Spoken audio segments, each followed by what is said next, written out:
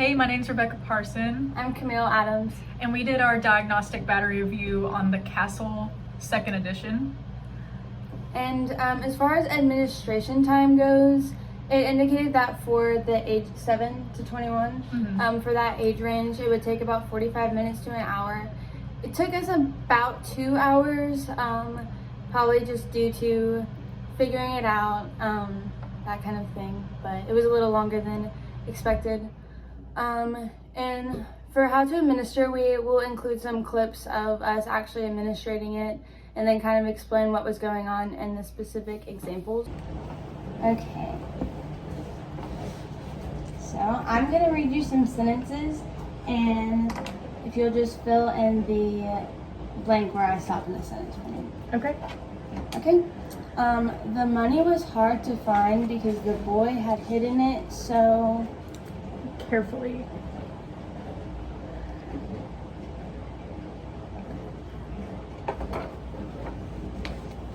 in the race, everyone tried to win first place, but only one prize was Presented.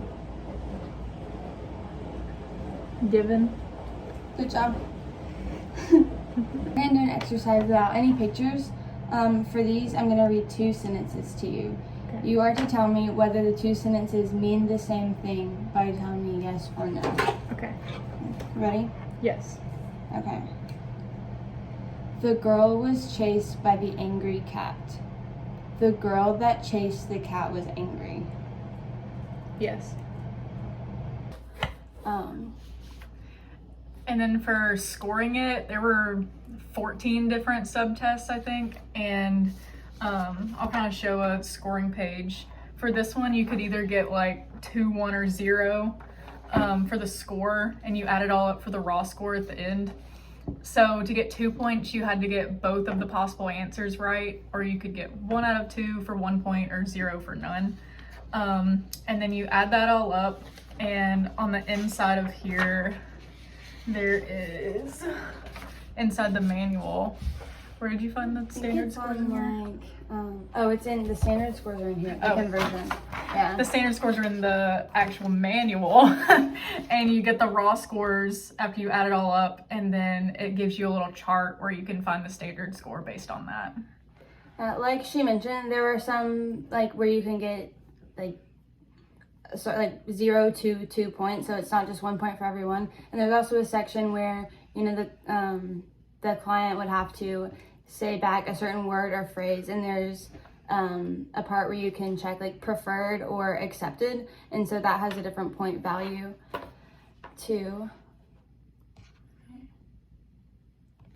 And then for how this assessment compares to other ones we've seen, I haven't seen a lot personally, but I've actually administered the PLS-5, and I know that one has a lot of toys interactive for a lot of younger children, and this one really didn't have anything. It just had 3 separate easels, some with pictures, some with not, depending on the subtest. Something else we indicated, which this could be something that other assessments indicate and could be used for, but we noticed that this one said that not for testing for disorders, but it could be used for kind of evaluating English proficiency in English language learners, which made a lot of sense after having gone through it, and was interesting that they noted that. And then ease and difficulty with scoring, I feel like it was pretty straightforward, kind of even if the prompts or questions were complicated, the scoring sheet was very thorough and kind of provided all that you needed. So I would say that was easy. Yeah. You kind of just circled what was right or wrong. Yeah. And then what information you could get from this, I think you could get a lot about their receptive and expressive language abilities. So I think it'd be easy to detect a receptive language disorder and expressive language disorder, mainly because it was a lot of listening and you had to repeat a lot of the stuff back. Yeah. Like if you could interpret the sentence correctly. And I think you could detect autism spectrum disorder, especially from the pragmatic section, is asking you situations and how you would react to that. Yeah. So for what information do you think couldn't be gotten from this assessment what we need further testing on? And this was even something that was noted in the manual in one of the case studies.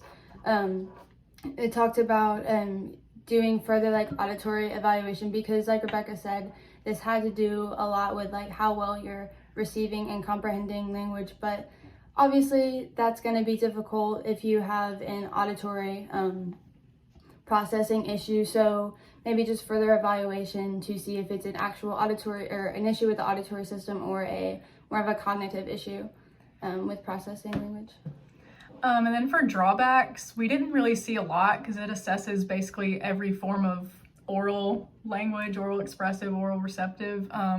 Maybe English language learners, it would be difficult if they weren't proficient in English. But we did find it helpful. They had several different alternative dialect options, like African American English or Southern English, which was helpful. Yeah, and then individual items that might not be appropriate or things that were unclear. We just talked about how a lot of the answers were very specific. So the first time we noticed real difficulty was with the synonym section. It was the answers that they were calling for. It was, even though like the person who is like the client would say something that made sense, that wasn't in the long list of options. So that was kind of difficult to do. And also this section, I think in the pragmatic section, the double meaning, it was again unclear, not really straightforward, and I feel like there would be a difficulty maintaining a standardization with the amount of explanation and further prompting that might need to be done, or at least that needed to be done for us at some points. Yeah. So that was our reflection on the CASL-2.